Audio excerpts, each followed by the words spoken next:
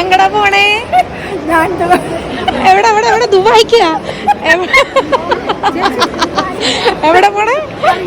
എവിടെ പോണേ? സേലം മകൻ.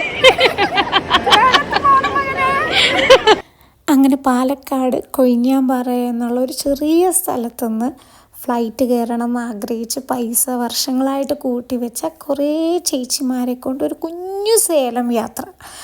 അവർ ഏർലി മോർണിംഗ് പാലക്കാട് നിന്ന് സ്റ്റാർട്ട് ചെയ്ത് ട്രെയിനിൽ വന്ന് ബസ്സിൽ കയറി മെട്രോ വഴി അവിടുത്തെ ഫീഡർ ബസ്സിൽ കയറി എയർപോർട്ടിലെത്തി. എന്താ പറഞ്ഞ? എയർപോർട്ട് കണ്ടിട്ട് എങ്ങനെയുണ്ട് അമ്മായി? അപ്പൊ ഇനി ഉള്ളി കയറുന്ന എന്തായിരിക്കും? ഇപ്പോഴേ ഇങ്ങനെയാണെങ്കിൽ ഇനി ഉള്ളി കയറുന്ന എന്തായിരിക്കും? എത്ര വയസ്സായിരുന്നു?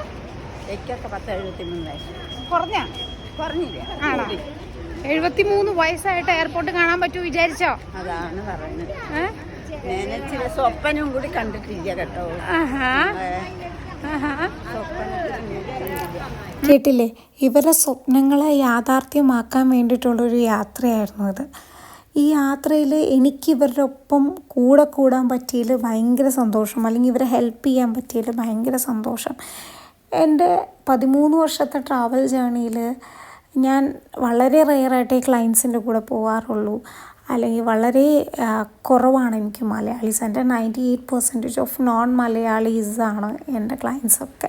അപ്പോൾ ഇതേപോലെ ഭയങ്കരമായിട്ട് ലോക്കൽ വില്ലേജിൽ നിന്ന് ഇങ്ങനെ കുറച്ച് ആളുകളുടെ അവരെ സ്വപ്നം റിയാലിറ്റിയിലാക്കാൻ കൊണ്ടുവന്നപ്പോൾ ഈ 2 ദിവസം ഇനി എൻ്റെ ജീവിതത്തിൽ ഉണ്ടാവുന്ന പോലും എനിക്ക് തോന്നുന്നില്ല. ഇങ്ങനെ ഒരു ഹാപ്പി ഡേയ്സ് ഓരോ നിമിഷവും, ഒരു സ്റ്റെപ്പ് കയറുന്നതായിക്കോട്ടെ, ഫ്ലൈറ്റ് കാണുന്നതായിക്കോട്ടെ, ഫ്ലൈറ്റ് കയറുന്നതായിക്കോട്ടെ, ഇറങ്ങുന്നവരെ, അല്ലെങ്കിൽ അത് കഴിഞ്ഞിട്ടുള്ള അവരുടെ ഒരു happiness, it's make me lot.